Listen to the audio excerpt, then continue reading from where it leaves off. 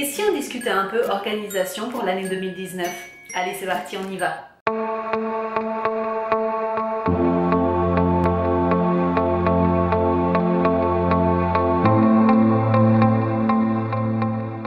Hello et bienvenue sur ma chaîne Une Nana in London. Je suis ravie de t'avoir ici avec moi. Comme tu le sais, je poste une vidéo tous les vendredis soirs.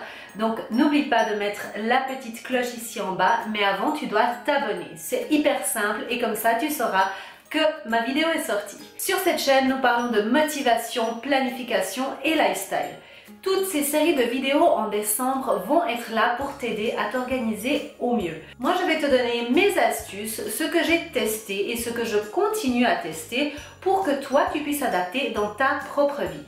Aujourd'hui, je vais te parler de 5 outils que j'utilise quasi quotidiennement pour pouvoir planifier et être le plus organisé possible. J'aimerais juste quand même préciser que ces vidéos que je fais ici, c'est vraiment pour te donner une idée et te partager une expérience. Il faut vraiment que toi, tu trouves ta manière à toi de ce qui te convient. Aussi, j'aimerais préciser que pour toutes les personnes qui ont une tendance un tout petit peu perfectionniste, yeah, that's me, eh bien ne vous en faites pas, ne vous en voulez pas si vous ne faites pas toutes vos tâches tous les jours. Parce que oui, des fois, la vie nous met des bâtons dans les roues. Oui, des fois, nous avons des imprévus et c'est ok. Vraiment. Alors cesse de ruminer parce que tu n'as pas fait une tâche ou autre. Simplement, planifie-la pour un autre moment. Maintenant que l'introduction a été faite, qu'on ne se sent plus coupable, eh bien, on va pouvoir commencer à s'organiser.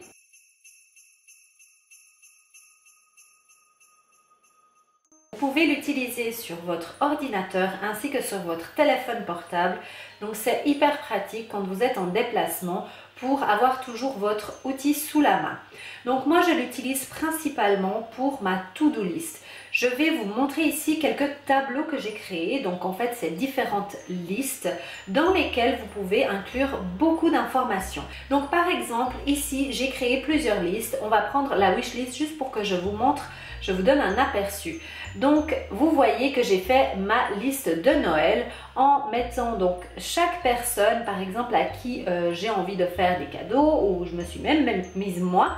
Et puis, quand vous cliquez, en fait, ça s'appelle des cartes. Donc, vous pouvez créer des cartes, vous pouvez les déplacer. Et puis, en fait, quand vous cliquez dessus, vous pouvez vraiment personnaliser. Vous pouvez créer des checklists, mettre des pièces jointes, mettre une date limite. Vous voyez qu'on peut même inclure des images et c'est hyper pratique parce que vous trouvez tout ici. Vous pouvez mettre des liens comme ça. Quand vous avez un projet, vous avez tout sous la main.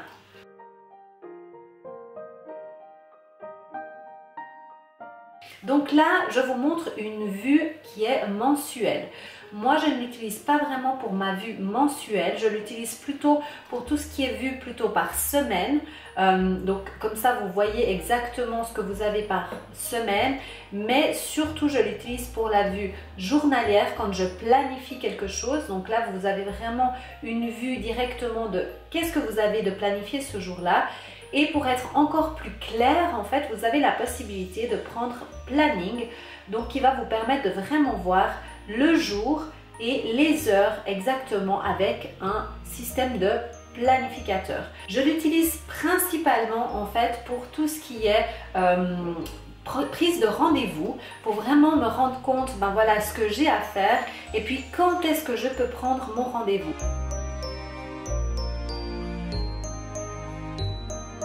J'ai commencé à utiliser les Happy Planner en fait l'année passée. Donc celui-ci c'est celui de l'année passée et celui-ci c'est celui que j'utilise en ce moment. Mais je voulais juste vous montrer, voilà, les deux sont roses mais bien entendu vous avez un choix énorme. Celui-ci c'est la taille moyenne, donc qu'ils disent classique. Vous avez aussi une taille plus petite mais là pour le coup c'est vraiment très petit, c'est pour mettre dans votre sac à main.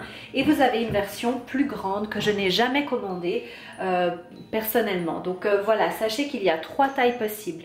J'adore ces agendas tout simplement parce que déjà de 1, ils sont hyper jolis, esthétiquement parlant, donc moi ça me parle vraiment beaucoup.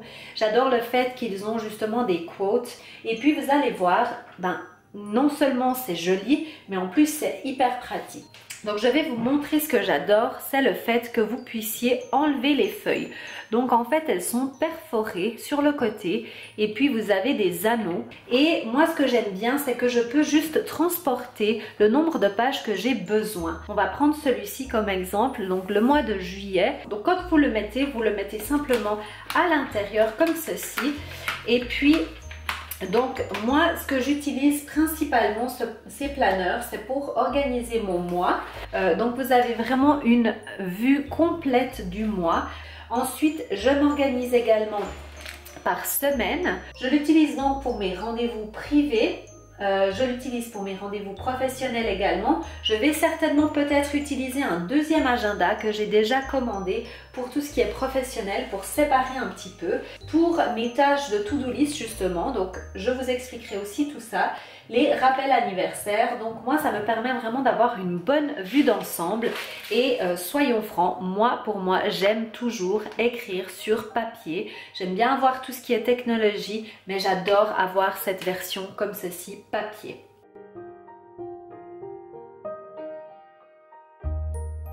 C'est une application que je n'utilise plus beaucoup parce que maintenant j'utilise beaucoup plus Trello. Mais je voulais quand même la mentionner parce que je trouve que c'est une application qui est très intéressante et que j'utilisais avant Trello.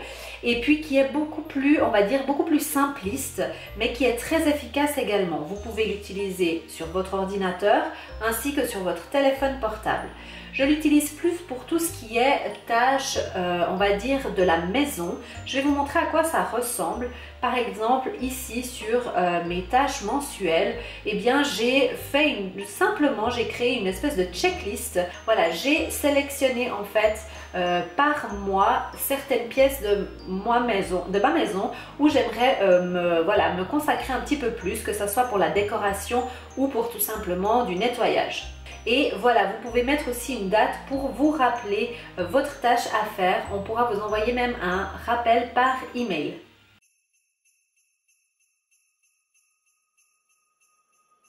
Donc tout simplement, moi j'adore la taille A5, n'importe quel notebook, n'importe quel prix. Ce que je vous conseille simplement c'est de vous faire plaisir, d'avoir un notebook qui vous plaît. Donc c'est un petit peu un cahier de brouillon que je traîne avec moi et qui m'accompagne partout. Et comme ça au moins je suis sûre d'avoir de quoi écrire parce que comme je l'ai dit avant, j'adore penser sur papier.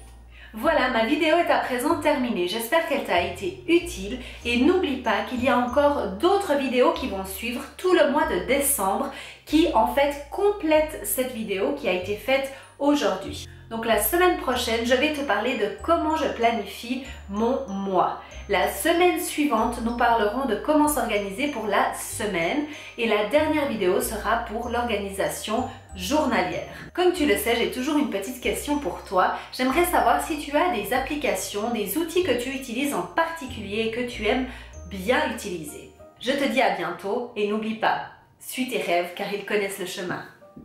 Ciao!